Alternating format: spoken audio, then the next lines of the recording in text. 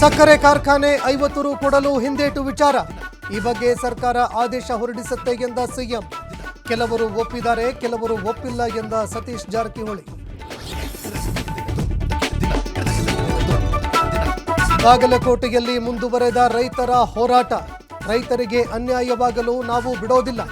ರೈತ ಸಂಘದ ರಾಜ್ಯಾಧ್ಯಕ್ಷ ಚೂನಪ್ಪ ಪೂಜಾರಿ ಸ್ಪಷ್ಟನೆ. ರೈಲ್ವೆ ಸೇತುವೆ ಕಾಮಗಾರಿ ವಿಳಂಬ ಹಿನ್ನೆಲೆ ಟ್ರಾಫಿಕ್ನಲ್ಲಿ ಸಿಲುಕಿ ಆಂಬ್ಯುಲೆನ್ಸ್ ಪರದಾಟ. ಕಾಮಗಾರಿ ಬೇಗ ಮುಗಿಸುವಂತೆ ಸಾರ್ವಜನಿಕರ ಒತ್ತಾಯ.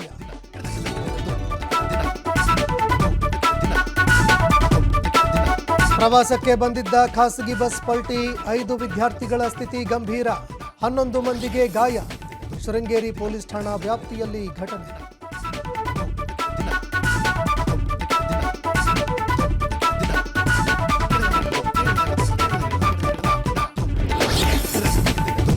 ರುಕ್ಮಿಣಿ ವಸಂತ ಹೆಸರಿನಲ್ಲಿ ಸೈಬರ್ ವಂಚನೆ. ಅಪರಿಚಿತನಿಂದ ಸಾರ್ವಜನಿಕರಿಗೆ ಕರೆ ಮಾಡಿ ಕಿರಿಕ್. ಎಚ್ಚರಿಕೆ ವಹಿಸುವಂತೆ ಪೋಸ್ಟ್ ಹಾಕಿದ ನಟಿ.